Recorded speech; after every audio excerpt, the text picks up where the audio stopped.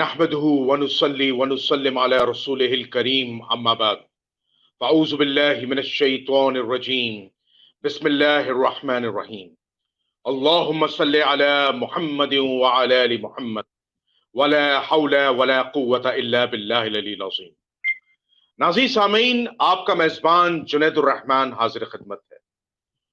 और आज जैसा कि आप लोग जानते हैं कि पाकिस्तान के Namvar PhD scholar, HR specialist मोहतरम जनाब डॉक्टर फराज अहमद वाजदी साहब को हमने एक दफ़ा फिर एज अ मेहमान खुसूसी दावत दी है कि वो आज हमारे साथ एक और दिलचस्प टॉपिक पर, एक और बड़े अहम इम्पोर्टेंट इशू पर आज डॉक्टर वाजदी साहब हमसे बातचीत करेंगे। और आज हमारा उनके साथ अल्हम्दुलिल्लाह सुम्मा अल्हम्दुलिल्लाह तीसरा लाइव एंड एक्सक्लूसिव प्रोग्राम है।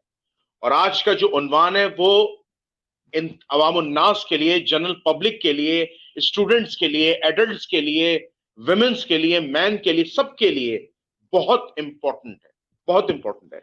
आज का जो टॉपिक है वो है positive and negative impact of social media और उसके जो असरात हैं वो हमारी सोसाइटी पर क्या किस तरह बिल्डअप होते हैं। उस हवाले से आज हम डॉक्टर वाजदी साहब से उनकी माहिराना राय लेंगे और वो तमाम सॉल्यूशंस बताएंगे, वो कंट्रोल्स बताएंगे जिससे सोशल मीडिया का जो इस्तेमाल है और किस तरह जनरल पब्लिक, चाहे वो एडल्ट्स हों, टीनेज की उम्र के हों, चाहे वो बड़ी उम्र के लोग हों, चाहे वो सीनियर सिटीजन ही क्यों ना हो, वो किस तरह इसको इस्तेमाल कर सकते हैं। आज वो तमाम बातें हम डॉक्टर वाजदी साहब से करेंगे। अच्छा, अब चूंकि मैं प्रोग्राम का आगाज करूं और डॉक्टर वाजदी साहब की तरफ जाऊं, मैं आपके सामने एक बड़ी अहम मालूमात आपको देना चाहता हूं, मैं अपनी पब्लिक को। जरा गौर से सुनिएगा। देखिए, मैं चूंकि एक इस्लामिक जर्नलिस्ट भी हूं और मेरा अपना एक इस्लामी चैनल है और मैं दीनियात की खिदमत के हवाले से, इस्लाम की खिदमत के हवाले से मुख्तलिफ मकातिब फ़िक्र के उलमा को बुलाता हूँ, यहाँ पे ऑनलाइन इंटरव्यू भी करता हूँ।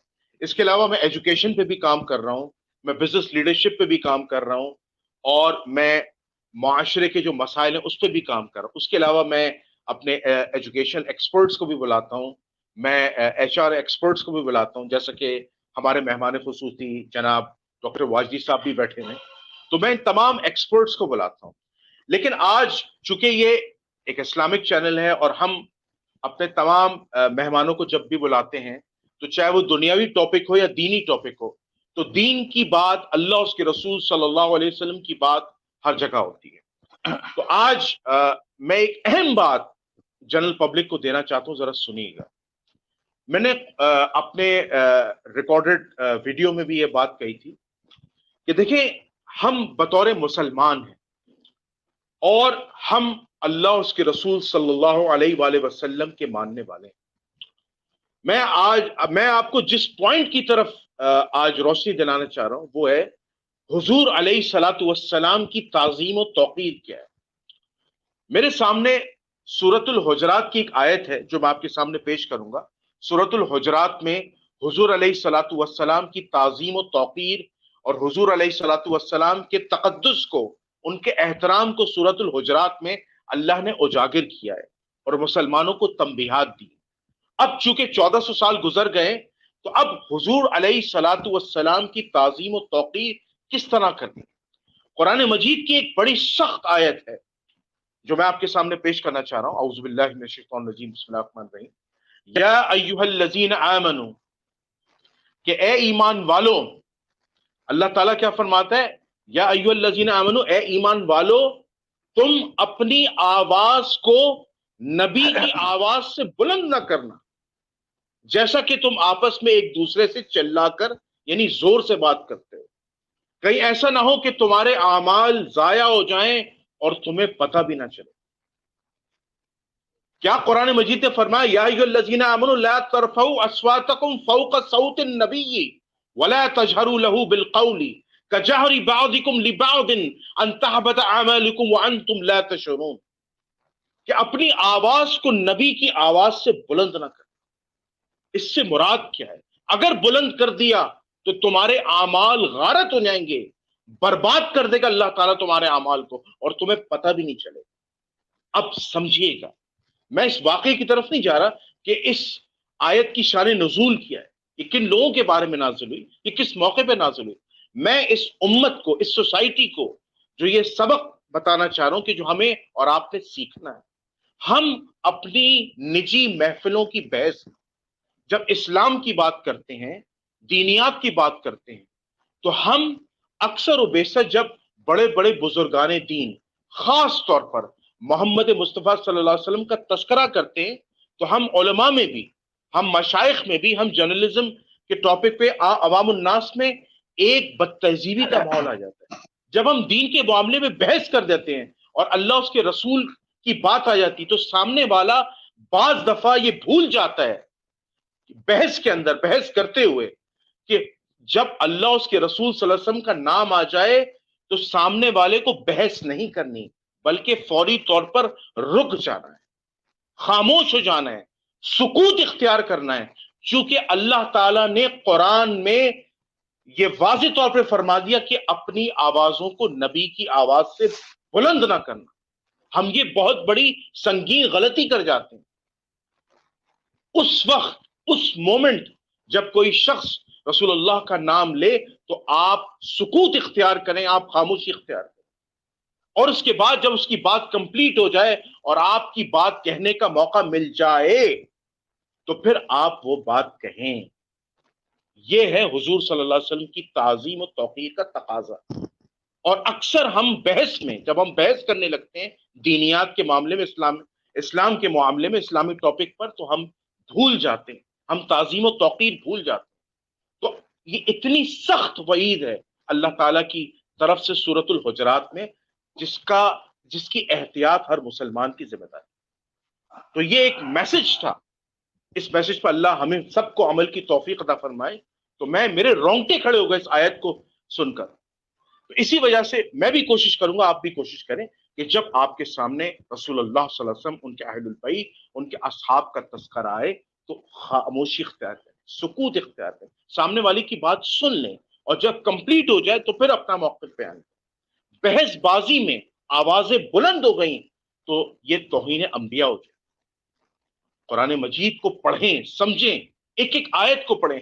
हुजूर की ताजीम और तौकीर अल्लाह ताला ने सूरतुल हुजरात में बयान फरमा दी, उसे समझना है।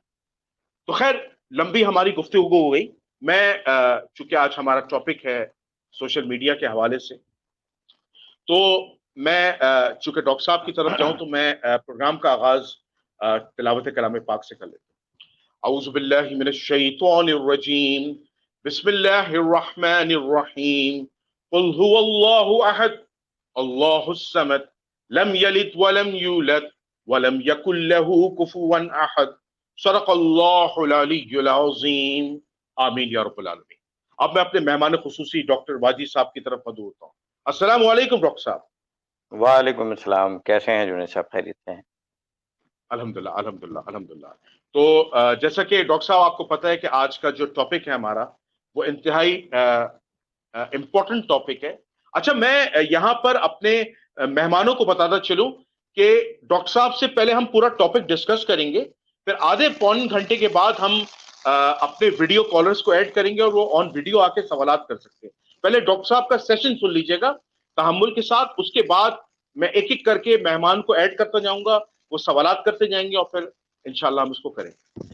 डॉक्टर साहब, जैसा कि आज का टॉपिक आपको पता है कि positive and negative impact of social media, तो हमें जरा ये आप बताइएगा कि एक्चुअल सोशल मीडिया है क्या, और सोशल मीडिया इस वक्त प्रेजेंट टाइम में किस तरह वर्किंग कर रहा है, इस हवाले से जरा बताइए।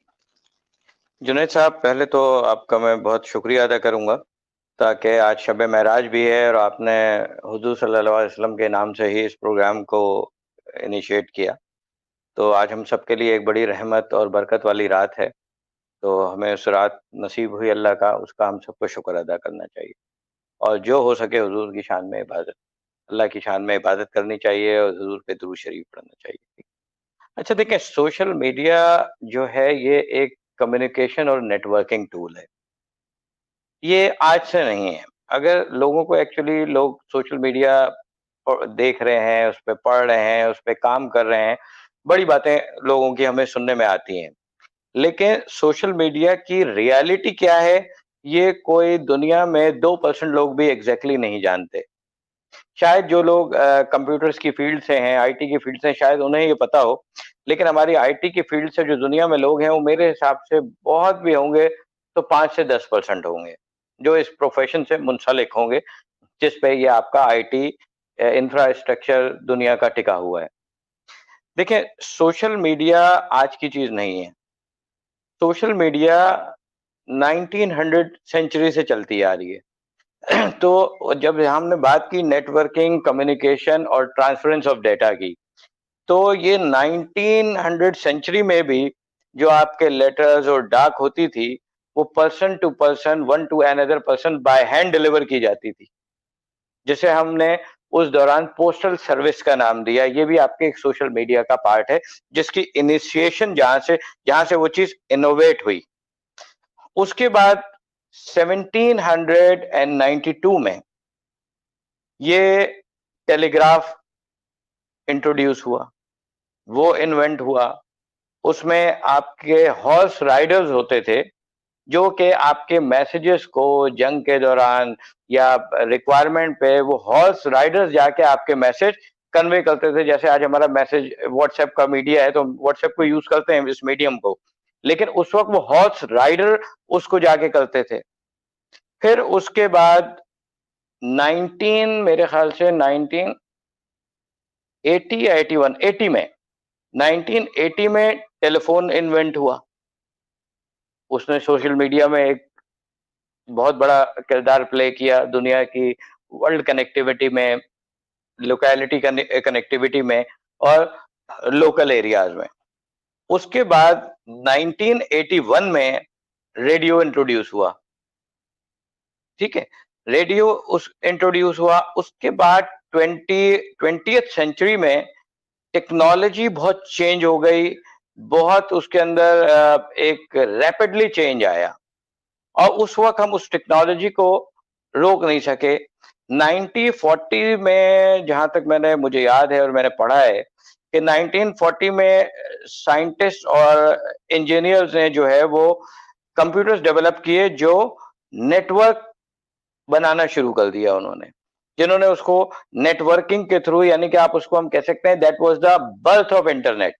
तो इंटरनेट आज की चीज नहीं, ये 1940 में इसकी बर्थ हुई, ठीक है ना। उसके बाद जो कि मतलब that was leading to the birth of internet. उसके बाद एक कंपनी थी, पहली first form of internet company जो थी, उसका नाम था कॉम्पूसर्व। कॉम्पूसर्व ने उस वक्त इंटरनेट कनेक्टिविटी को बहुत ज्यादा स्टार्ट किया, नेटवर्किंग को, कनेक्टिविटी को और इन तमाम चीजों को आगे, और वो एस्टैब्लिश हुई थी 1960s में। अब वो एग्जैक्टली मैं नहीं बता सकता 61 था 62 था, बट टाइम जो था वो 1960s का था, जो नेटवर्क को, और उसके बाद वो कोई 1970s तक वो टेक्नोलॉजी बहुत इंप्रूव होती रही। फिर 1979 में एक कंपनी आई यूजनेट, जिसने प्रॉपर इंटरनेट को जो है वो ऑफिशियल या जो मेन फ्रेम या मिनी फ्रेम कंप्यूटर्स जिन लोगों के पास यूज थे, उसमें उन्होंने उसकी कनेक्टिविटी बनाना शुरू की और लोगों को वर्चुअल न्यूज लेटर की ट्रांसफरेंस के लिए वो इंटरनेट प्रोवाइड किया। उसके बाद आपका कोई मुझे जहां तक याद है, क्योंकि मैं उस वक्त बच्चा था, लेकिन मुझे याद है कि मैं आई वॉज इन क्लास 2 में था या 1 में था, मुझे एग्जैक्टली अभी याद नहीं। तो उस वक्त एक कंप्यूटर आया था, उसे हम कहते थे, उसका मुझे एग्जैक्ट नाम याद नहीं है, जो इनिशियल पहला कोई कंप्यूटर आया था।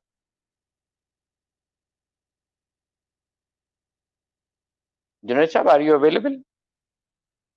आपकी वीडियो जरा रुक गई थी।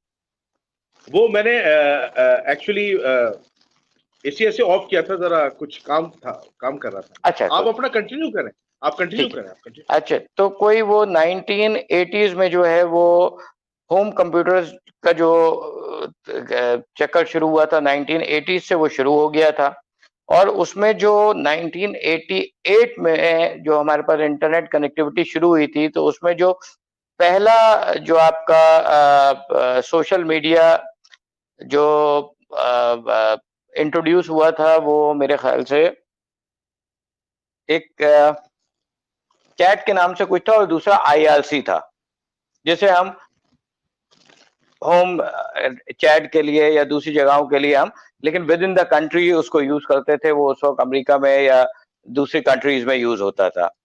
उसके बाद वो मेरे ख्याल से वो पहला सोशल मीडिया था जो 1988 में हुआ।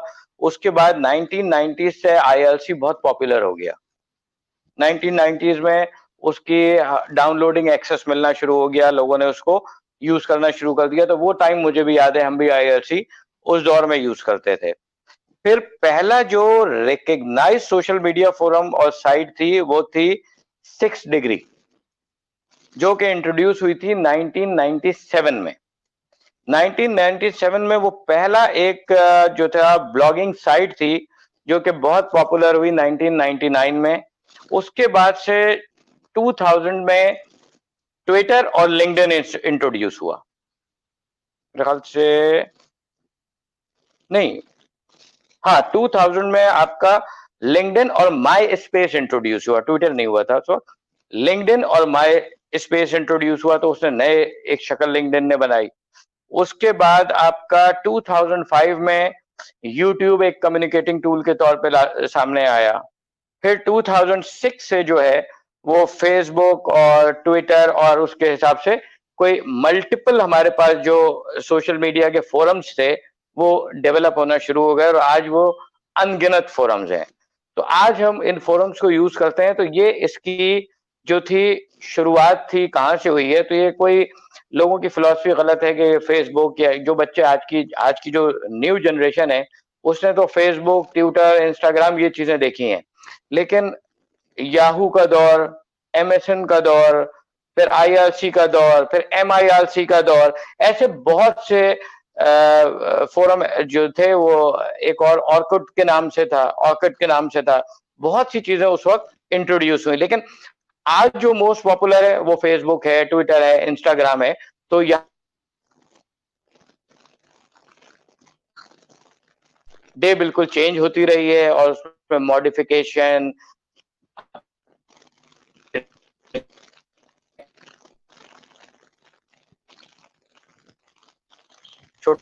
इंट्रोडक्शन,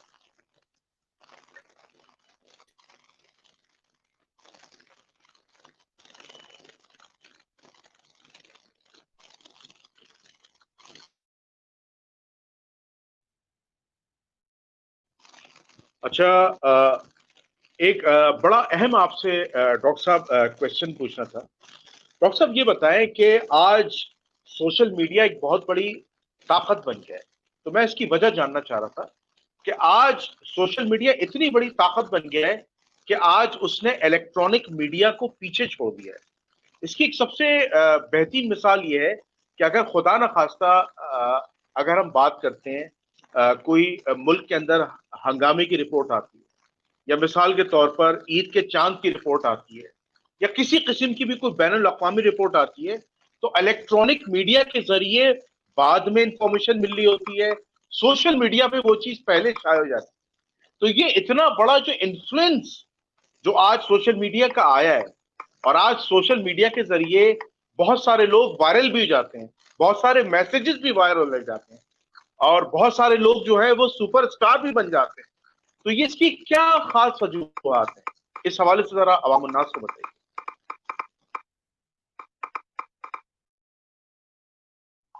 देखिए, आज सोशल मीडिया एक पावरफुल एंटिटी है। वो इसलिए है कि आज जितनी भी लोगों की नेटवर्किंग है वो सोशल मीडिया के थ्रू है। आज जितनी भी बड़ी कंपनीज हैं, जितने बड़े ब्रांड हैं, उनकी पूरी जो इलेक्ट्रॉनिक मार्केटिंग है वो सोशल मीडिया बेस्ड है। अब उसके मल्टीपल फोरम्स हैं, जैसे आप देखें, अगर हम अमेज़न को देखें तो आज वहां से कोई चीज खरीदते हुए आपको कोई डर नहीं लगता।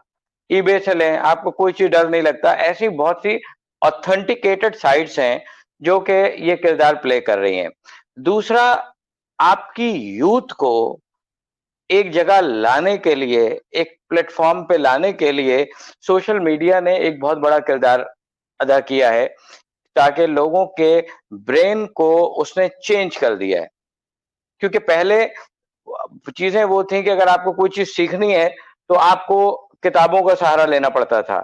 आज ये थोड़ी सी हमारी बदकिस्मती भी है कि लोगों का किताबों का और लाइब्रेरी का रुझान खत्म हो गया है। अच्छा, कुछ टू सम एक्सटेंट, क्योंकि हमें इसका बहुत इजी एक्सेस मिल गया है।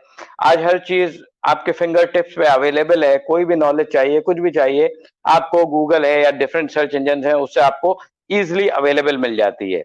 और इसमें सबसे बड़ा फायदा क्या है कि आप एक चीज शेयर करते हैं तो वो एक साथ आपके पूरे नेटवर्क को पहुंच जाती है, जिसमें आपका टाइम बहुत ज्यादा बचता है। आपकी कॉस्ट, अगर आप एक एक आदमी को कॉल करें तो आपके लिए प्रॉब्लम है। सोशल मीडिया, व्हाट्सएप, आपने एक ब्रॉडकास्ट क्रिएट करके भेज दिया, वो एक साथ कई लोगों को पहुंच गया। आपके फेसबुक पे 10,000 यूजर्स हैं, आपने एक पोस्ट की, वो 10,000 लोगों को with in few second share हो गई। तो इसकी जो टाइम ऑफ पहुंचना जो आपका है ना, वो बहुत ज्यादा फास्ट है। मेरे ख्याल से इतना फास्ट तो दुनिया का कोई बड़े से बड़ा जेट इंजन भी नहीं पहुंच सकता। और इस पे आप तमाम नेगेटिव, पॉजिटिव, हर चीज को आप इजीली शेयर कर सकते हैं। ठीक है, कुछ चीजें, कुछ कंटेंट ऐसे होते हैं, प्रोहिबिटेड होते हैं, तो वो प्लेटफॉर्म उसकी इजाजत नहीं देते हैं, उनके रिस्ट्रिक्शन में होती है, उनके रूल्स में होती है। जब आप when you are going to violate them, तो वो आपकी पोस्ट को वहां से डिस्कार्ड या इरोड कर देते हैं। तो ये बेसिक वजह है कि उसका नेटवर्किंग बहुत स्ट्रांग हो गया है। हर आदमी सोशल मीडिया पर ही आज रिलाय कर रहा है कि मतलब अगर वो किसी फोरम पे कनेक्टेड नहीं है तो शायद कुछ लोग समझते हैं कि हमारी लाइफ में कोई कमी रह गई है। और आज ऐसा भी है। अगर आप अपने वर्क प्लेस की बात करें, किसी को आप बोलें कि यार मुझे how would I use Facebook, तो वो आप पे हंसता है। अगर आज आपको ईमेल करना नहीं आता तो लोग आपको एजुकेटेड मानते ही नहीं है। अगर आज आपके पास कोई सोशल मीडिया के फोरम में आप एक्टिव नहीं है तो लोग कहते हैं यार ये बंदा सोशल ही नहीं है, ये इंट्रोवर्ट टाइप बंदा है। तो वो एक ट्रेंड बन चुका है और उस ट्रेंड को हम चेंज नहीं कर सकते। दैट्स व्हाई ये एक पावरफुल एंटिटी बन चुकी है। बिल्कुल सही।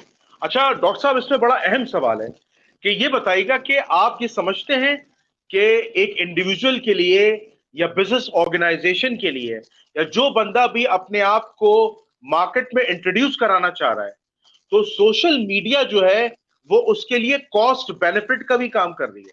फॉर एग्जाम्पल, अगर कोई ऑर्गेनाइजेशन इलेक्ट्रॉनिक मीडिया पे ऐड देती है हायरिंग का, तो वो ऐड उसे लाखों रुपए का पड़ेगा। लेकिन अगर वही ऐड वो लिंक्डइन पे लगाते हैं या फेसबुक पे लगाते हैं, ट्विटर पे लगाते हैं या व्हाट्सएप के जरिए शेयर करते हैं, तो वो चीज फ्री ऑफ कॉस्ट है। तो इस बारे में आप क्या कहेंगे? क्या सोशल मीडिया से ऑर्गेनाइजेशंस को, एंटरप्रेन्योर्स को जो है कॉस्ट बेनिफिट का फायदा हो रहा है? देखिए, सोशल मीडिया के हमारे पास मल्टीपल बेनिफिट्स हैं। जहां तक हम बिजनेस यूनिट या ऑर्गेनाइजेशंस की बात कर रहे हैं, तो आज सोशल मीडिया के फोरम ने, मैं खाली किसी एक पर्टिकुलर नेटवर्क का नाम नहीं लूंगा, लेकिन आजकल उन्होंने अपनी वेबसाइट्स पे ही इतनी अपॉर्चुनिटी अनाउंस कर देते हैं कि आज लोगों ने, देखे ना, अखबार तो पढ़ना ही बंद कर दिया है। मुझे खुद याद नहीं कि लास्ट टाइम मैंने अखबार कब पढ़ा था, क्योंकि आज हर चीज आपको जिस चीज से चाहिए उसकी वेबसाइट पे अवेलेबल है। उसके अलावा आपके पास जॉब्स के इतने सोशल फोरम्स बन चुके हैं कि हम उन फोरम्स का नाम नहीं लेना चाहेंगे क्योंकि उनके अपने हैं, लेकिन आपको मार्केट में आप डेली देखें तो वो जॉब्स अपग्रेड हैं। लोगों ने क्या किया है, कुछ ऐसे सोशल फोरम्स बनाए हुए हैं जो रिक्रूटमेंट एजेंसीज का काम कर रहे हैं। लोग उनको अप्रोच करते हैं, वो खुद थोड़े से पैसों में आपके मतलब का बंदा सिलेक्ट करके दे देते हैं, बजाय कि आप ऐड दें और एक पूरे रिक्रूटमेंट प्रोसेस से गुजरें। वो आपको फाइन 4 आदमी दे देते हैं, आप उसमें से एक सिलेक्ट कर लें। तो एक कॉस्ट रिडक्शन भी है और इसमें आपको टैलेंट बहुत ज्यादा मिल जाता है। सोशल मीडिया है ना किसी ने कोई सीवी बनाना है ना अपग्रेड, एक चीज अपलोड कर दी, फॉरवर्ड कर दी, आपके पास इजी एक्सेस है। और दूसरे पढ़ने वाले के लिए भी एक इजी एक्सेस है कि उसको पेपर वर्क से दूर कर दिया गया। तो आज आप देखें ना, आप पेपर ज्यादा पढ़ते हैं या मोबाइल पे ज्यादा चीजों को एक्सेस करते हैं। बिल्कुल सही, बिल्कुल सही। अच्छा डॉक्टर साहब, इसमें एक और बड़ा अहम सवाल, अक्सर और बेशतर जो हमारा जो पब्लिशिंग सेंटर है, जो किताबों को छापते हैं, ठीक है, उनकी जो है क्या कहते हैं, सेल्स में आजकल बहुत ज्यादा कमी हो गई है। अच्छा, मेरे ख्याल से नेट का इशू आ।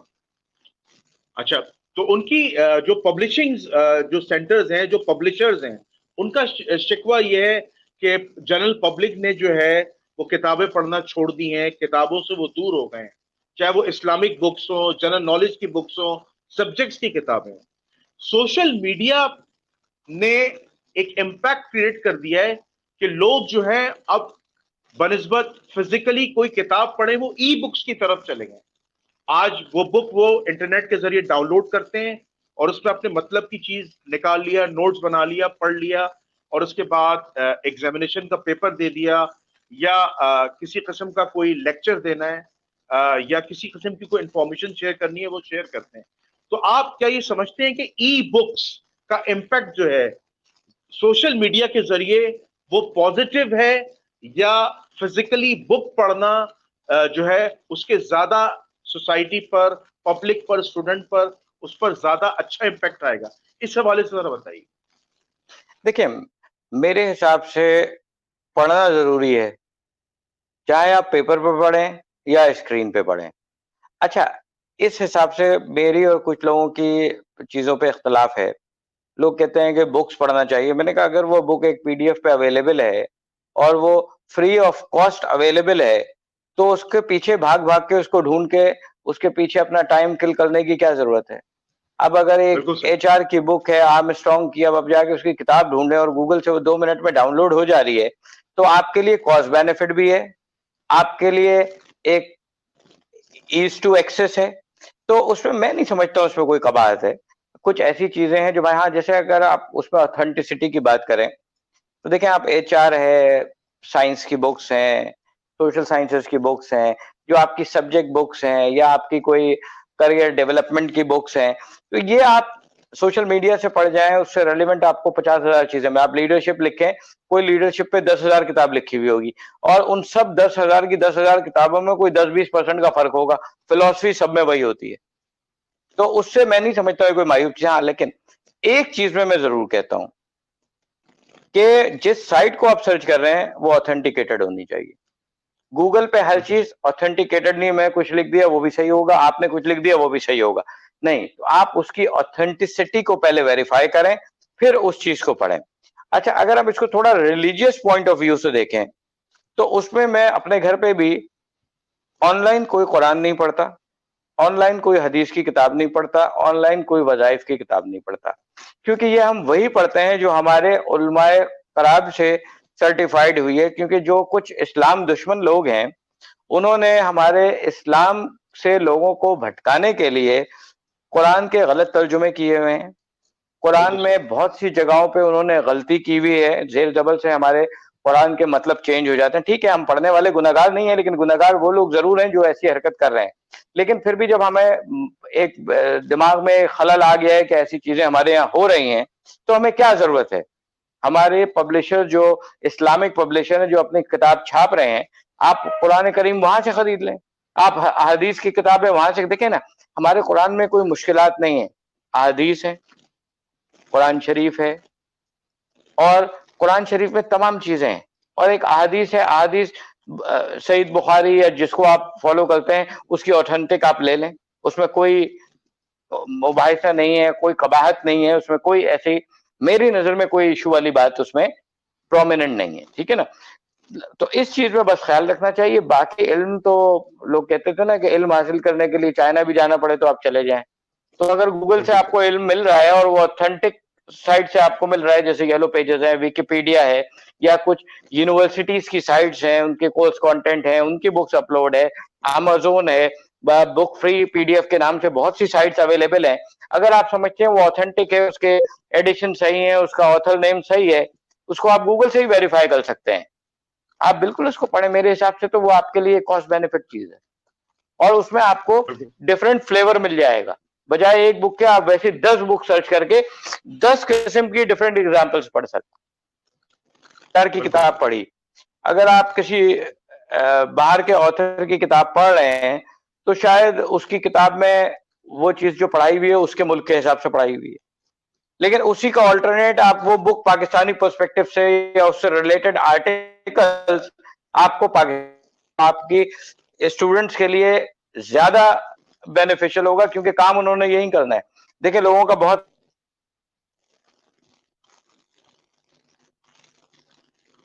स्टूडेंट है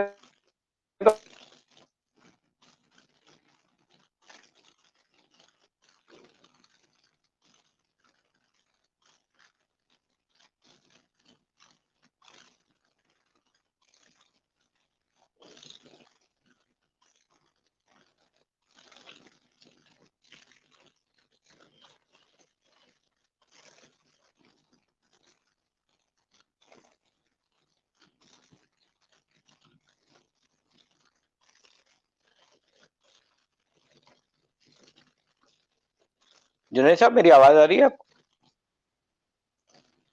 जी जी, आवाज आ रही है। एक्चुअली आप दोबारा से रिज्वाइन कीजिएगा, आपका शायद नेट का इशू आया है। मेरा तो यहाँ सिग्नल सही है बिल्कुल।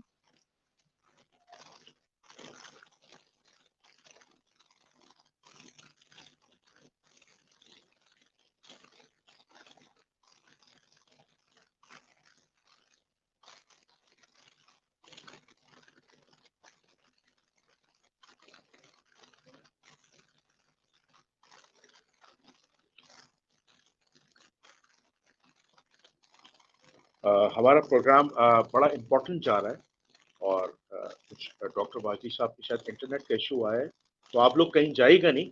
प्रोग्राम बड़े अपने अहम मोड़ पर है और बड़ा इम्पोर्टेंट डिस्कशन चल रहा है regarding positive and negative impact of social media. हम डॉक्टर साहब को दोबारा से ऐड कर रहे हैं। जी जुनैद साहब, अब आ रही है आपको वॉइस? जी जी, डॉक्टर साहब सॉरी, आपकी आवाज कट गई थी, दोबारा रिपीट कर दीजिएगा प्लीज। हम एक्चुअली मैं सब भूल गया इस चक्कर में। हम क्या बात कर रहे थे, थोड़ा सा बता दें। जी जी, सोशल मीडिया के हवाले से हम बात कर रहे थे।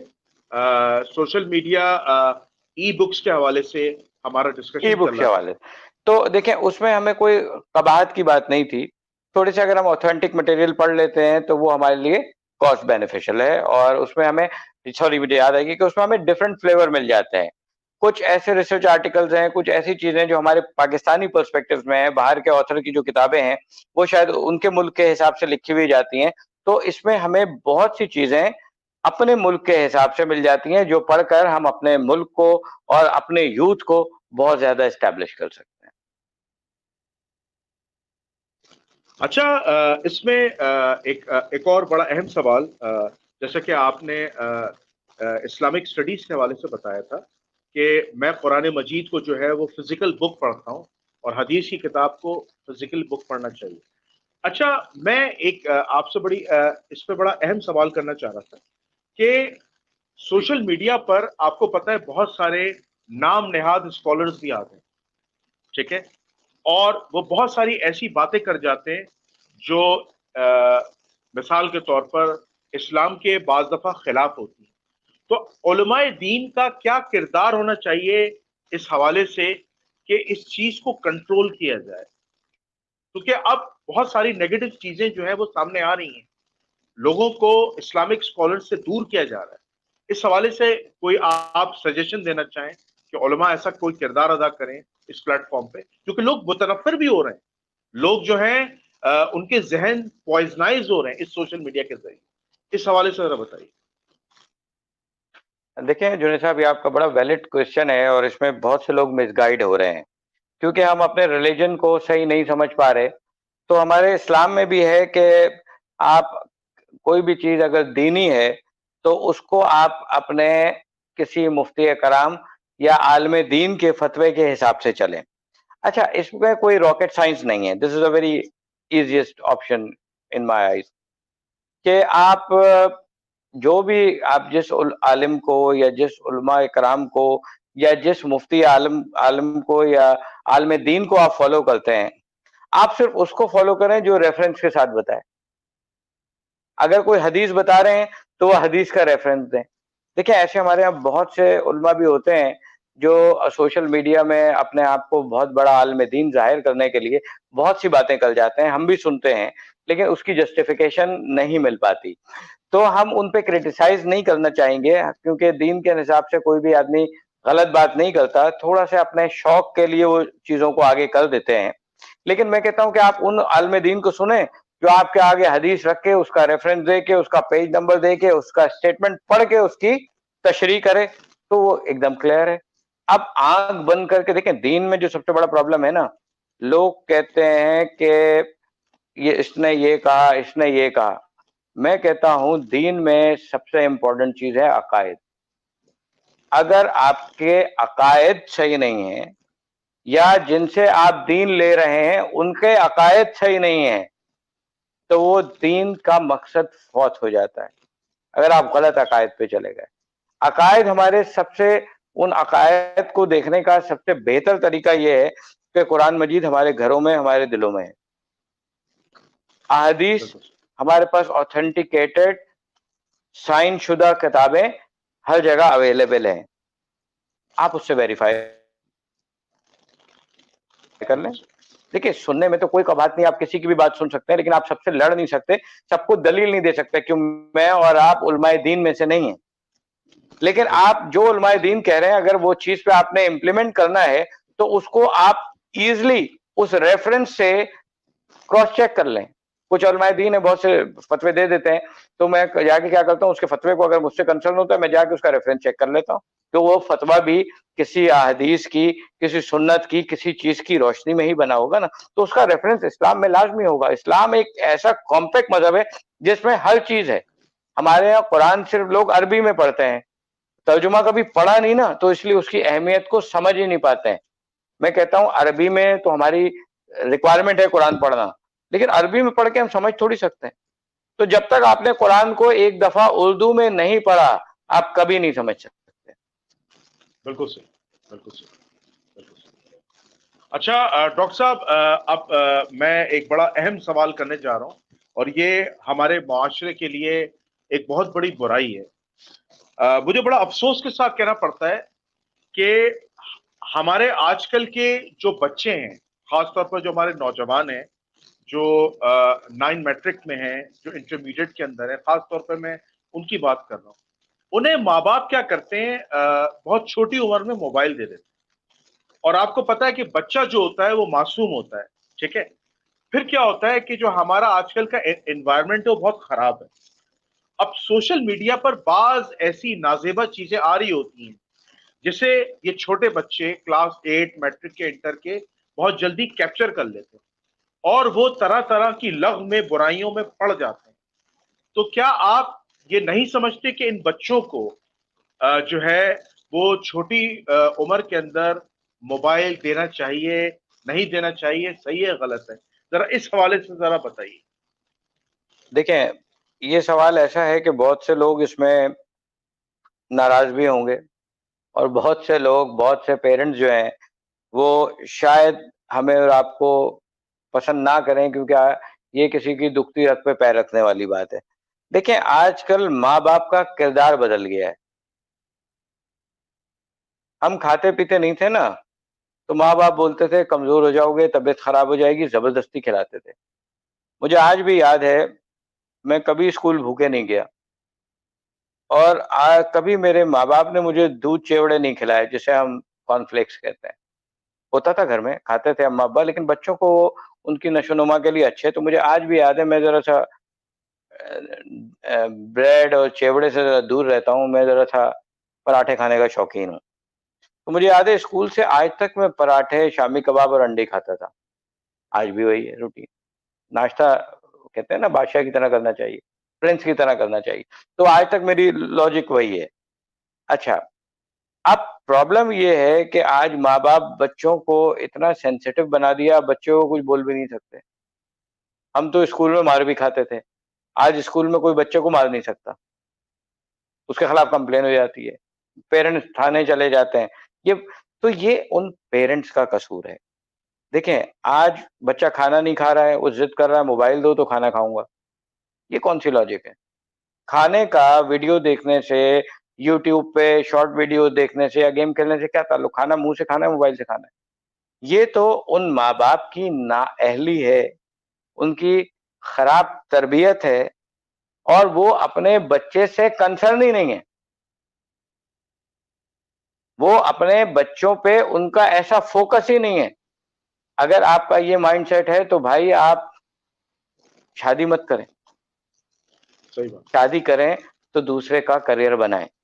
आजकल बच्चों का जो माइंड है, आपने बहुत अच्छी बात की कि बहुत सी नाजेबा चीजें हैं। यूट्यूब ऐसा है कि मतलब अगर हम लोग भी देखें तो 4 वीडियो के बाद कोई एक नाजेबा वीडियो उसमें अपीयर हो जाती है।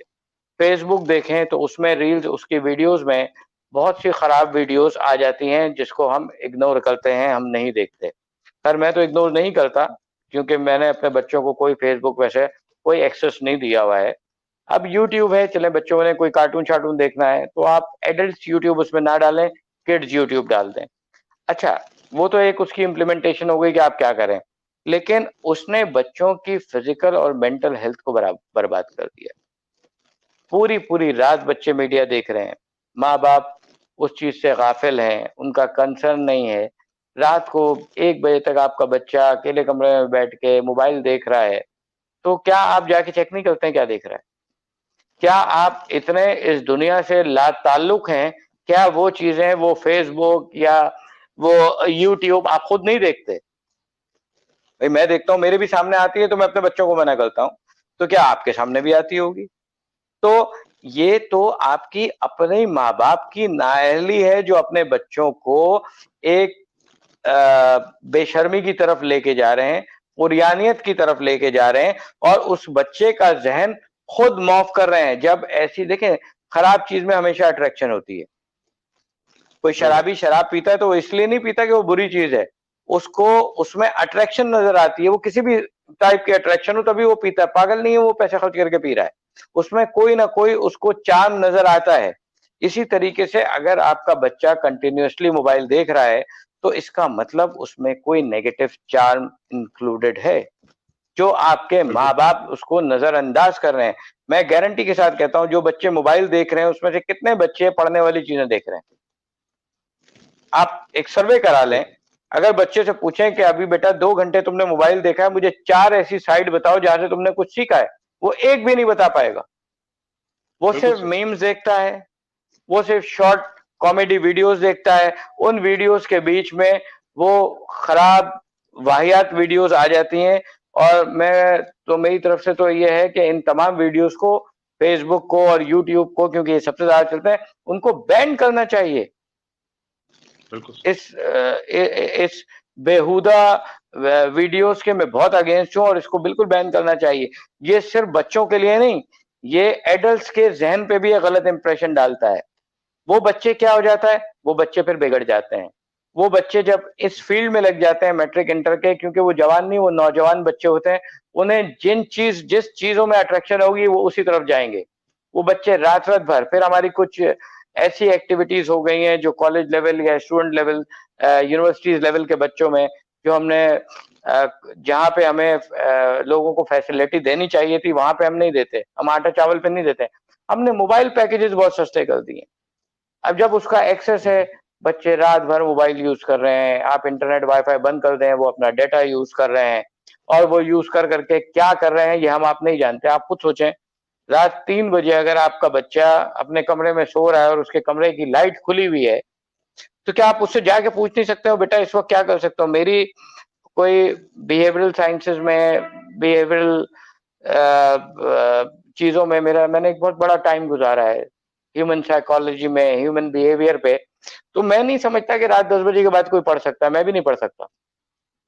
बिल्कुल सही। रात 10 बजे के बाद मैं तफरी कर सकता हूँ, दोस्तों के साथ बैठ के मैं हंसी मजाक कर सकता हूँ, पढ़ मैं नहीं सकता। मेरे अंदर इतनी हिम्मत ही नहीं है कि रात को बैठ के मैं पढ़ूं। तो ये उन माँ बाप का अपना कसूर है, उन्हें चेक करना चाहिए। उससे वो बच्चा जब रात भर जागेगा तो उसकी फिजिकल हेल्थ खराब होगी। जब फिजिकल हेल्थ खराब होगी, जो वो उसके अंदर खबासत देख रहा है, उससे आपकी मेंटल हेल्थ खराब होगी। आपके अंदर जब आप कोई गलत चीज देखते हैं, आप खुश होते हैं, तो आपके अंदर माइंड में एक केमिकल डिस्चार्ज होता है जिसे हम डोपामीन कहते हैं। डोपामीन क्या है? वो समझे एक उस चीज का प्लेजर है और वो उस चीज में मजीद अट्रैक्शन बढ़ा देता है। तो मैं तो एडल्ट्स हों या बच्चे हों, मैं उसके मिस यूज के खिलाफ नहीं हूं, मिस यूज के बिल्कुल खिलाफ हूं। और मैं पेरेंट्स को जरूर कहूंगा कि जो बच्चे अभी टीन एज में हैं, या तो उनको मोबाइल ना दें। तालीम के लिए कोई ऐसी चीज नहीं है कि आप मोबाइल के बगैर नहीं पढ़ सकते हैं। बच्चों ने काम करना है, आपके पास बहुत से ऐसे क्रोम टूल्स आते हैं जिनसे आप बच्चों का मोबाइल, क्योंकि देखिए ना आजकल ये कल्चर तालीम देने वाले इदारों ने भी खराब कर दिया, जिन्हें हम स्कूल्स कहते हैं। आज बच्चों को हर चीज, पहले डायरीज मिलती थी, आज वो सारे होमवर्क गूगल क्लासरूम्स पे, दूसरे क्लासरूम से मिलते हैं। आप बच्चों को रोक भी नहीं सकते, लेकिन आप जैसे क्रोम कास्ट है, मेरा कास्ट है, आप ऐसी एक डिवाइस लेके अपने एलईडी से करके कनेक्ट कर दें, बच्चे का फोन कनेक्ट कर दें, जो बच्चा कर रहा है आपको सामने पता लग रहा है। उससे बच्चे की आंखें भी नहीं दुखेंगी, आंखें भी खराब नहीं होंगी और उसका काम भी हो जाएगा। तो उस बच्चे पे चेक करना बहुत जरूरी है। एक बच्चा एक दफा ये गलत हरकत में चला गया तो ये एक एडिक्शन उससे बाहर नहीं निकलेगा।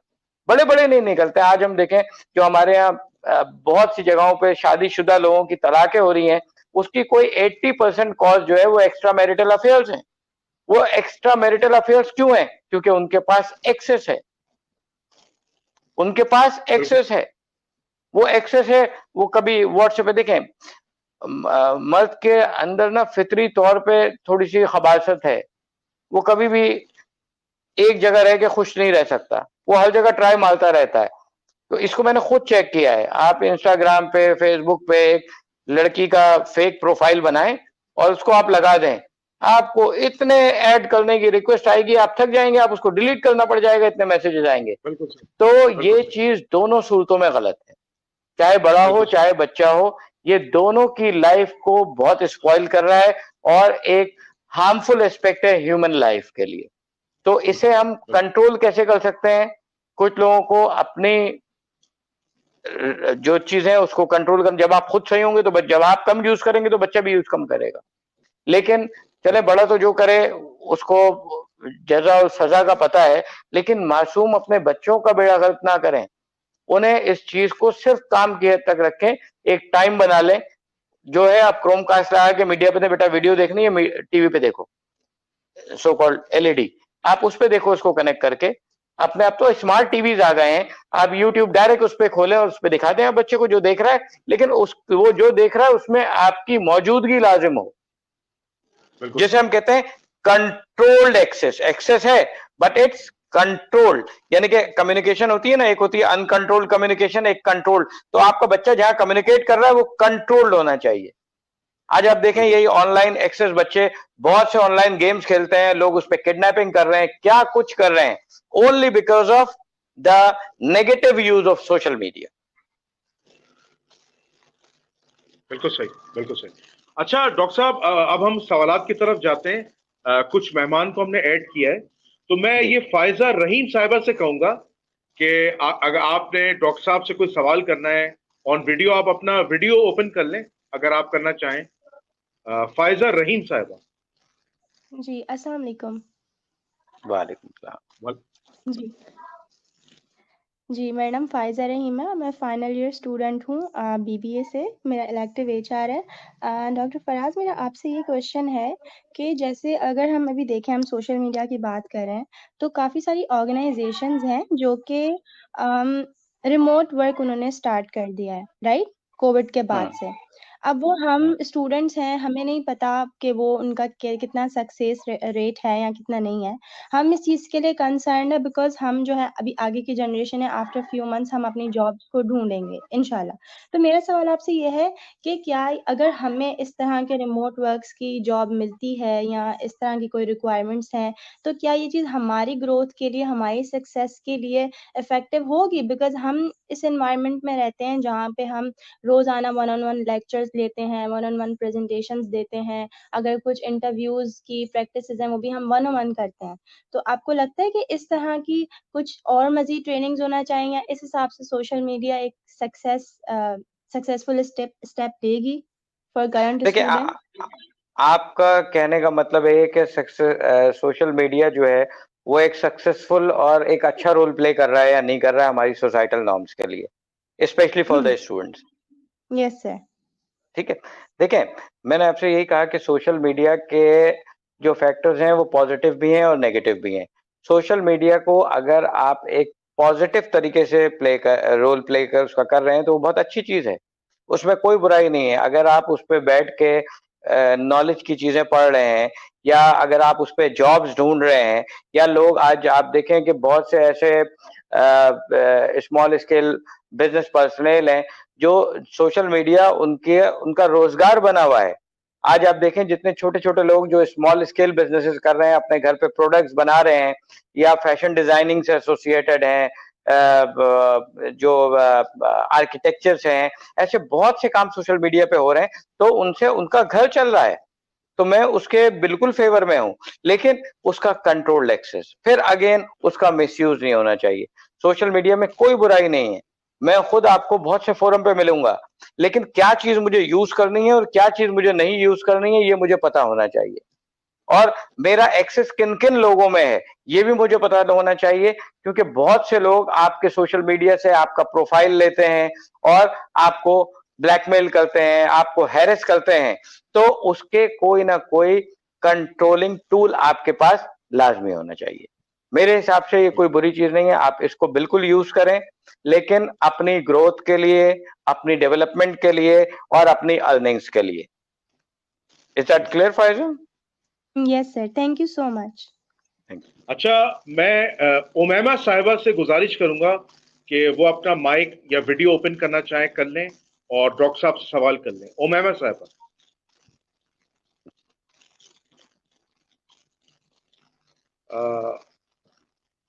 उमैमा साहिबा शायद चली गई हैं। अच्छा, हम देख लेते हैं कोई और मेहमान है। फायजा साहिबा, अगर आपको कोई और सवाल करना है आप कर सकती हैं।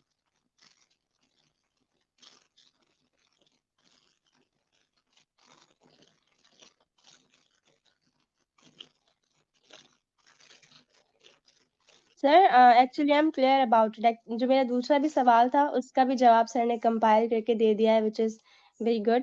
सो I am satisfied right now. Thank you so much for asking again. You are welcome Faizal. जी जी, उमैमा साहिबा प्लीज सवाल कीजिएगा प्लीज, मैंने आपको ज्वाइन किया। वाह जी, थैंक यू सर। सर मेरा बेसिकली ये सवाल है कि बेसिकली अब हमारे पास एआई का डिपार्टमेंट आ रहा है, एआई इनहैंस हो रहा है, टेक्नोलॉजिकल एडवांसमेंट हो रही है, तो आपको क्या लगता है कि कितना इम्पैक्ट इसका पॉजिटिव और नेगेटिव साइड पे जाएगा सोशल मीडिया के यूजर्स के लिए?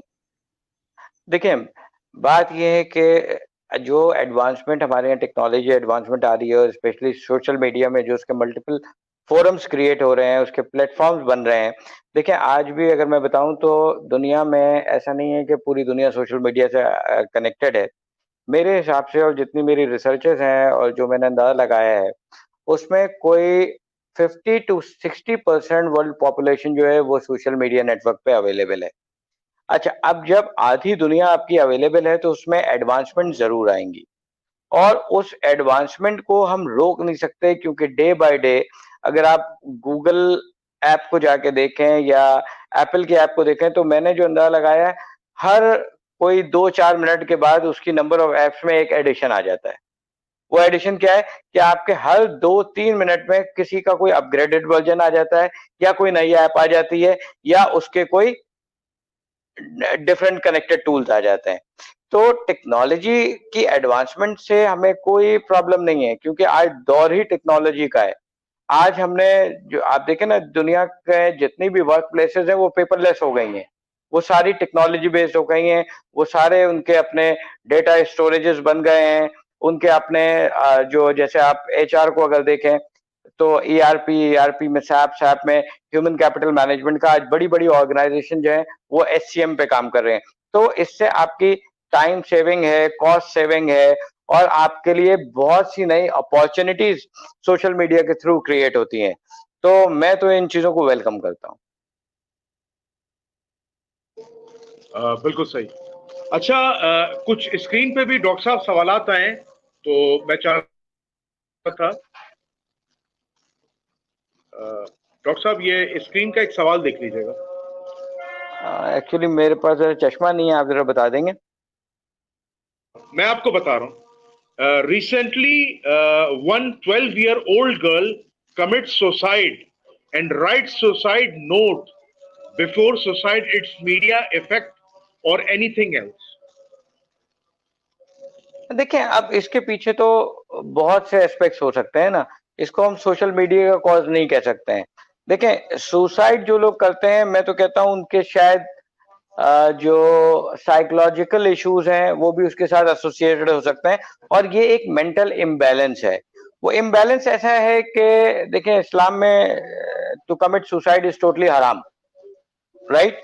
तो मेरे ख्याल से कोई एक नॉर्मल आदमी इस हद तक नहीं जाता जब तक कि उसके अंदर कोई दिमागी प्रॉब्लम ना हो। अच्छा, उसकी काउंसलिंग और उसकी जो गाइडेंस है या उसकी डायरेक्शन गलत है। सोशल मीडिया पे चीज लोगों को बहुत ज्यादा लोग सीरियस ले लेते हैं, हालांकि वो सीरियस लेने वाली चीज नहीं है। जो चीज आप उससे सीख रहे हैं वो तो सीरियस लें, लेकिन अगर आपको कोई उसमें गलत अपॉर्चुनिटी दिखा के ट्रैप कर रहा है, तो आप उसमें जाके ये सोचें कि 80% लोग इसमें आपको ट्रैप करेंगे, स्पेशली फीमेल्स। तो आप ये सोच के जाएं कि मुझे उसमें किसी पे ट्रस्ट नहीं करना है। बीइंग अ फीमेल अगर आप ट्रस्ट करते, तो बहुत से लोगों के साथ ऐसे हरकतें हो जाती हैं। वो अगर हम उस फिल्म पे चले जाएं, प्यार इश्क और मोहब्बत की बातें, तो लोग उसमें देखते भी नहीं है, वो उनके इश्क में पागल हुए हुए हैं। कोई अमेरिका से पाकिस्तान में आके शादी कर रही है, कोई दूसरे मुल्क में जाके रिलीजन चेंज करके शादी कर रही है। तो इसको मैं एक नॉर्मल बिहेवियर ऑफ माइंड नहीं कहता। इसमें कोई डिफरेंट, कोई इश्यूज, कोई साइकोलॉजिकल इश्यूज लाजमी एग्जिस्ट करते हैं कि आप ब्लाइंड मत खेलें इस पे। मैं कभी भी किसी को नहीं कहता हूं कि सोशल मीडिया पे आप ब्लाइंड खेलें।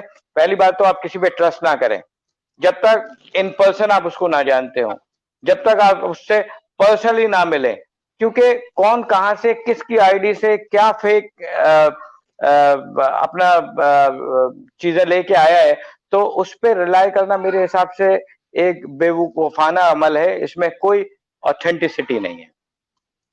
बिल्कुल सही। अच्छा डॉक्टर साहब, एक और स्क्रीन पे सवाल है, जी। Depending too much on social media create false sense of dependency, reduces focus and productivity. बिल्कुल सही है, आई डू अग्री। देखें, जो चीजें फिजिकल है उसका नेमुल बदल नहीं है। अब हम पढ़ाते हैं, जैसे उसकी एक छोटी सी मैं एग्जांपल दूं, ऑनलाइन हम पढ़ाते हैं। देखिए, ये हमारा एक ऑनलाइन एक सेशन चल रहा है, ये शायद लोगों को बहुत सी अवेयरनेस देगा, लेकिन जो हम चीज ऑनलाइन पढ़ाते हैं और फिजिकल पढ़ाते हैं, उस फिजिकल क्लासेस में और ऑनलाइन क्लासेस में कोई मेरे हिसाब से आसमान जमीन का फर्क होता है। क्योंकि उसमें लोग इफेक्टिवली कम्युनिकेट नहीं कर सकते, उसमें लोग इफेक्टिवली चीजों को डिस्कस नहीं कर सकते, उसमें लोग अपने ओपिनियन शेयर नहीं कर सकते। तो मेरे ख्याल से सोशल मीडिया पे डिपेंडेंसी नहीं होनी चाहिए, क्योंकि जब सोशल मीडिया नहीं था तब भी दुनिया में लोग प्रोफेशनल थे, तब भी लोग दुनिया में काम कर रहे थे, तब भी लोग दुनिया में पैसा कमा रहे थे और अपने घर को रन कर रहे थे। ठीक है, ये आपके पास एक अपॉर्चुनिटी है, लेकिन ये एक फिक्स अपॉर्चुनिटी नहीं है। कुछ लोग क्या करते हैं, सोशल मीडिया को ही उन्होंने उससे कमा रहे हैं, लेकिन उससे आगे नहीं सोचते। तो मैं अक्सर लोगों को कहता हूँ, ठीक है, आपने सोशल मीडिया पे बहुत सी अपनी सेलिंग साइट्स बनाई हुई हैं, आप उसको बिल्कुल करें, लेकिन उसको फिजिकल एस्टेब्लिश करने की भी कोशिश करें। कल को फेसबुक बंद हो जाता है तो आप तो हैंड टू माउथ हो जाएंगे। बिल्कुल सही, बिल्कुल। कल को वेबसाइट पे अगर आपके ई कॉमर्स बैठ जाता है, खत्म हो जाता है, फिर आप क्या करेंगे? देखें, during the Covid e commerce बहुत चला, लोग डर के बाजार नहीं जाते थे, लेकिन आज ई कॉमर्स से लोग मंगाते ही नहीं है। हम जो चीज ऑर्डर करते हैं वो चीज डिलीवरी नहीं होती, क्योंकि इसमें बहुत से ठग आ गए हैं। और वो ठग क्या कर रहे हैं, आप करते कुछ है। मैंने अभी रिसेंटली एक वेबसाइट है, मैं नाम नहीं लूंगा, वैसे दिल तो मेरा चाह रहा है मैं ले लूं, लेकिन मैं फिर भी एक इज्जत किसी की रखने के लिए नाम नहीं लूंगा। उसकी कुछ शर्ट थी, तो मुझे एक पैकेज बंडल में बड़ा अच्छा पसंद आया, मैंने वो मंगा लिया। वो सारी लंदन की यूज शर्ट्स उसने भेज दी।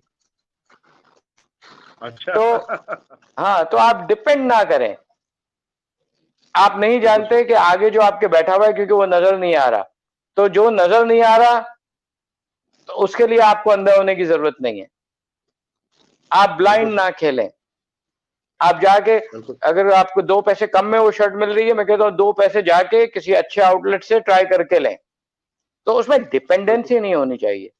कल को आपका सैटेलाइट बैठ जाएगा तो क्या आप जीना छोड़ देंगे?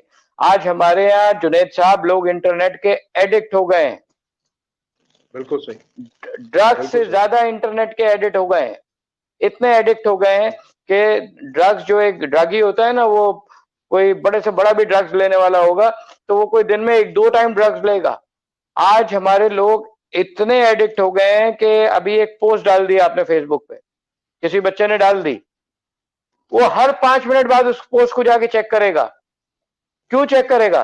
ये कितनी जगह शेयर हुआ, मेरे लिए कितने लाइक्स आए, कितने लोगों ने जाके मुझे सब्सक्राइब किया, मुझे इसमें क्या कमेंट्स आए। वो इतना एडिक्ट है कि वो चाहता है कि दूसरे की डाली उससे 10 गुना ज्यादा हो, वो बार बार जाके उसको रीचेक करता है। ये एडिक्शन नहीं है तो क्या है?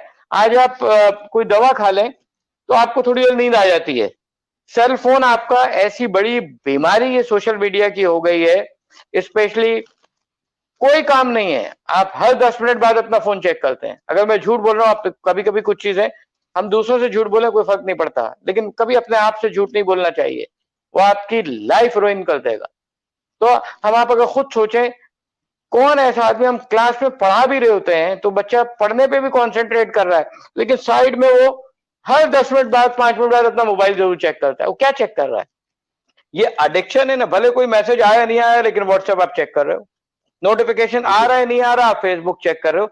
ये एक ड्रग से बुरा काम है और लोग इतने एडिक्ट हो गए हैं, लोगों की नींदें हराम हो चुकी हैं। बिल्कुल सर, मैं आपको सही बता रहा हूं। आप रात को लोग अक्सर हमारे यहाँ प्रैक्टिस किया है, रात को 10 बजे खाना खाया और लेट गए। लेटने के बाद वो क्या करते हैं? पहले लोग मियाँ बीवी बातचीत करते थे, माँ बाप फैमिली बैठी हुई है, गैदरिंग, हंसी मजाक, खाना पीना।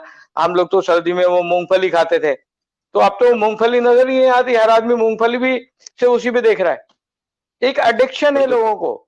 मैं कहता हूं इस एडिक्शन से बाहर आए, इस पे इतनी डिपेंडेंसी अच्छी नहीं है। ये आपकी मेंटल और फिजिकल हेल्थ दोनों बर्बाद कर देगा। जब आप रात को जागते हैं तो आपके बहुत से ऐसे केमिकल्स हैं जो कि आपकी हेल्थ के लिए बेनिफिशियल होते हैं, वो रिलीज ही नहीं होते हैं, वो सिर्फ सोते वक्त रिलीज होते हैं। तो उससे आपका मेंटल केमिकल इम्बैलेंस हो जाता है। हर आदमी को 7 घंटे, मेरी भी थोड़ी सी रात को जागने की आदत है, लेकिन मैं उसको किसी ना किसी तरह कवर अप करता हूं। तो खुदारा इसके एडिक्ट ना बने। ये सिर्फ एक फोरम है आपके लिए, थोड़ी बहुत कुछ चीजें सीखने की हैं, थोड़ा बहुत एंटरटेनमेंट है, तो उसको लिमिटाइज जरूर करें, उस पर डिपेंडेंट ना हो। बिल्कुल सही। अच्छा, स्क्रीन पे एक और बड़ा अहम सवाल है। FOMO syndrome is another problem creates in weak minds of losing back and having false belief that others are passing forward. The victim start accepting defeat. Ji doctor. Actually इन्होंने अपने सवाल में ही इसका जवाब दे दिया है। तो इनकी बात बिल्कुल बजा है, इसमें कोई डाउटफुल चीज नहीं है। तो अब मैं इस पे क्या बोलूं, मैं इनको बस इस पे मुबारकबाद देता हूं कि माशाल्लाह आपने मेरा सवाल का खुद जवाब दे दिया है।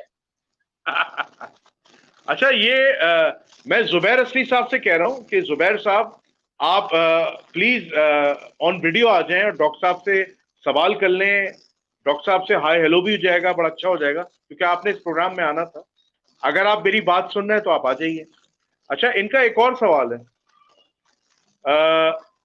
People sometimes start enjoying fake identity, intervening others' life and spoiling own and other privacy. इसमें एक्चुअली मुझे समझ में नहीं आ रहा सवाल क्या है। हाँ, ये बात आप सही कह रहे हैं। मैं इसी वजह से जुबैर असली साहब से गुजारिश कर रहा हूँ, अगर वो मेरा प्रोग्राम देख रहे हैं तो वो ज्वाइन कर लें तो ज्यादा बेहतर है, क्योंकि बाज दफा आप जब क्वेश्चन भेजते हैं तो उस क्वेश्चन की जो डायरेक्शन होती है वो जो इंटरव्यू देने वाला होता है उसको बाज दफा नहीं समझ में आता। लेकिन इनके पॉइंट में एक बहुत अच्छा पॉइंट है कि इन्होंने कहा कि people sometime start enjoying false identity. देखिए, फॉल्स आइडेंटिटी से आपको कोई बेनिफिट नहीं है। अगर आप किसी दूसरे की फॉल्स आइडेंटिटी पे रिएक्ट कर रहे हैं या आपकी अपनी आइडेंटिटी फॉल्स है, तो उससे आपको क्या मिलेगा? उससे ना तो आपको पॉपुलैरिटी मिलेगी, ना कोई फेम मिलेगा। वो देखिए, नेगेटिव चीज हमेशा नेगेटिव होती है। जब वो फॉल्स आइडेंटिटी आपने बनाई हुई है, तो इसका मतलब आपका माइंडसेट खराब है। इसका मतलब बिल्कुल कि आपकी इंटेंशंस गलत हैं। बिल्कुल इसका मतलब बिल्कुल कि आपकी स्कूल ऑफ थॉट्स की डायरेक्शन बिल्कुल गलत है। आप कोई नेगेटिव अप्रोच पे जा रहे हैं, राइट? बिल्कुल सही, बिल्कुल सही, बिल्कुल सही। अच्छा, एक खातून का एक और सवाल आया है, does social media negatively impact well being? इस हवाले से बताइए। बिल्कुल, इसका जवाब हम अभी डिस्कशन में आपको ही मैं दे चुका हूं कि देखें, जी जी, बिल्कुल कोई भी काम आप नेगेटिव करेंगे वो आपके लिए हार्मफुल है। बिल्कुल सही, ठीक है? बिल्कुल सही, बिल्कुल सही कह रहा है, बिल्कुल। अच्छा, चूंकि अब प्रोग्राम का वक्त इख्तिताम पर है, तो पॉजिटिव और negative impact of social media के हवाले से आप कोई स्पेशल मैसेज जनरल पब्लिक को, अपने स्टूडेंट्स को और देखने वालों को, हाजरीन को, अगर आप देना चाहें तो डॉक्टर साहब दीजिए। देखिए, सोशल मीडिया अपने नेटवर्क को स्ट्रांग करने के लिए एक बहुत अच्छी चीज है। अच्छा, इसमें कोई स्टूडेंट की या किसी इंडिविजुअल की बात नहीं है, सबके लिए जरूरी है, क्योंकि आज हम नेटवर्किंग के बगैर जीरो हैं। नेटवर्किंग आप जरूर रखें, लेकिन उस नेटवर्किंग, जो आप नेटवर्क बना रहे हैं, वो आपके लिए वेरीफाइड हो, जिसमें आप सब लोगों को जानते हो, इन पर्सन जानते हो, और उसमें कोई ऐसी नेगेटिव चीज ना करें कि आपका नेटवर्क खराब हो। आप अपने कोई पर्सनल इंफॉर्मेशन वहां शेयर ना करें। देखिए, आजकल फोटोशॉप, ऐसी एडिटिंग टूल्स आ गए हैं कि वो लोगों की ऐसी वाहियात तस्वीरें बना देते हैं, फिर आप शर्मिंदगी का बाइस होते हैं। देखिए, मर्द का तो कुछ नहीं जाता। मर्द की तस्वीर के साथ कुछ भी लगा दो, वो उसका क्या जाएगा? उसका कुछ नहीं जाता। तो मैं मर्दों के लिए तो नहीं कहूंगा, ठीक है, आप जिस हद तक आप जाना चाहते हैं हम तो रोक सकते हैं, लेकिन कोई ये ऐसी एडिक्शन है, लोग नहीं रुकते। लेकिन फीमेल्स के लिए एक उसमें बहुत बड़ा नेगेटिव मार्क आ जाता है। तो मर्द अपने आप को संभाल लेगा, लेकिन फीमेल के कैरेक्टर पे या इमेज पे अगर एक छोटा सा भी मार्क आ जाता है ना, एक मोल बराबर, तो उसकी जिंदगी के लिए वो एक अजाब इलाही से कम नहीं होता। क्योंकि बिल्कुल सही, हमारे माशरे में हम दूसरी जगहों पे तो सब कुछ जायज है, लेकिन जब अपने घर की बात आती है तो हम इतनी सी बात भी बर्दाश्त नहीं करते। बर्दाश्त मैंने नहीं, कितनी तलाकें ऐसी देखी हैं जो सिर्फ फेसबुक पे बिला वजह चैट करने से हो गई हैं।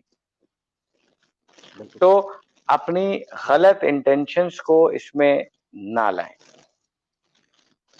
खास तौर पे बिल्कुल वो लोग जो स्ट्रेंजर्स से बात कर रहे हैं। आजकल बहुत सी ऐसी वेबसाइट्स हैं जहाँ स्ट्रेंजर्स या डेटिंग साइट्स हैं, वहां से बहुत से लोग, तो उन जगहों पे जाने की क्या जरूरत है?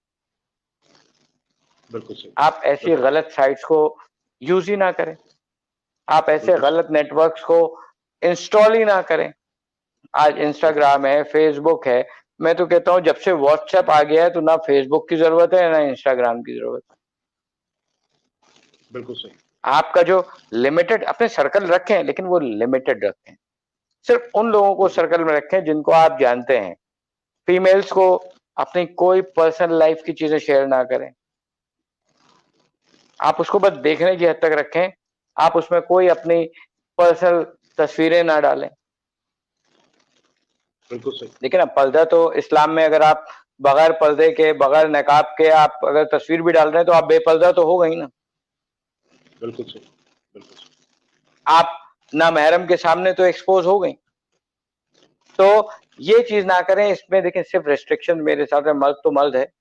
ये मैं नहीं कह रहा कि मर्द की कोई डोमिनेंसी है, उसकी इज्जत नहीं है, लेकिन मर्द जैसा भी हो हर हाल में वो प्रेशर बर्दाश्त कर लेता है और उसका कोई ना कोई ऑल्टरनेट निकाल लेता है। लेकिन अगर फीमेल्स के खिलाफ कोई ऐसी गलत चीज आ जाए तो उसके पास, कुछ स्ट्रॉन्ग फीमेल होती हैं जो मर्द नेचर की होती हैं, लेकिन कुछ फीमेल्स इतनी सेंसिटिव होती हैं कि वो ये तमाम चीजें, अपनी बदनामी बर्दाश्त नहीं कर सकती, और वो फीमेल्स साइकोलॉजिकल डिसऑर्डर्स में चली जाती हैं, और उसमें जाने के बाद फिर वो सुसाइड कमिट करती हैं। तो आप अगेन वही कि इसकी डिपेंडेंसी पे ना जाएं। इसका सिर्फ पॉजिटिव यूज करें जिससे आपकी कोई लर्निंग हो। इसमें फैशन डिजाइनिंग में जाके आपको कोई फायदा नहीं। हर ब्रांड की अपनी साइट्स हैं, आप जाके उस पर देख लें। आपको इस पे अपनी वीडियोस बना बना के कोई फायदा हासिल नहीं होगा टिकटॉक का। आज देखे ना, टिकटॉक है या ऐसे जो शॉर्ट वीडियोस हैं, मैं तो ये देखता हूँ हमारी यूथ को किस जगह ले गए हैं। और हैरत मुझे उन माँ बाप पे होती है, उन भाइयों पे होती है कि ये माँ बाप और भाई बहन कितने बेशर्म हो गए हैं। उसकी बेटी इस बेहुदा स्टाइल में नाच रही है और उसके बाप को कोई फर्क नहीं पड़ता, उसके भाई को कोई फर्क नहीं पड़ता। भाई उस पे लाइक बनाता है, बहन डांस कर रही है, भाई उसके वीडियो बना बना के उसको अपलोड कर रहा है। Shame on this society. ये उनके लिए शर्म का मुकाम है। तो ये तो जनाब गैरतमंदी नहीं हुई ना। अगर हम इस्लामी रूह से देखें तो ये कोई जायज चीज नहीं है। तो मैं इसके बहुत खिलाफ हूँ। मैं जरूर कहता हूँ सबको, मेल्स हों फीमेल्स हों, मेल भी अवॉइड करें कोई गलत चीज पोस्ट करना। अक्सर हम देखें ना कितना गुनाह कमाते हैं, मजाक मजाक में हम गंदी गंदी पोस्टें लगा देते हैं, लोग गलत गलत कमेंट्स करते हैं। आप सिवाय गुनाह के उसमें क्या कमा रहे हैं? देखें, फेसबुक में कोई छोटी मोटी किसी की कोई कोट आ गई, कोई ऐसी चीजें आ गई तो आपने उससे कोई लेसन ले लिया, लेकिन बाकी चीजें तो उसमें वही चीजें जिससे आप सिर्फ अपना टाइम और अपना दिन खराब कर रहे हैं। तो इजंट इट बेटर कि आप सही डायरेक्शन में यूज करें। मैं फेसबुक के खिलाफ नहीं हूं, आपका नेटवर्किंग के लिए रखें, लेकिन उन लोगों को ऐड ना करें जो गलत चीजें उसमें पोस्ट करते हैं, गलत वीडियोस पोस्ट करते हैं। आप उन चीजों को ना जाएं, तो उसमें कोई बुराई नहीं है। देखिए, हर चीज अगर आपके तरक्की और फायदे के लिए है तो उसको आप यूज करें जिसमें आपकी जिल्लत ना हो, जिसमें आपकी किरदार कशी ना हो, जिसमें आप गुनहगार ना हो।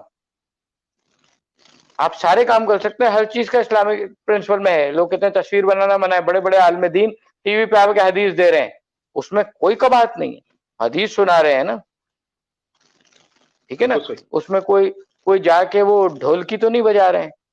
तो मैं इन चीजों के थोड़ा सा खिलाफ हूँ। औरत को अपनी मयान में रहना चाहिए, मर्द को अपनी मयान में रहना चाहिए।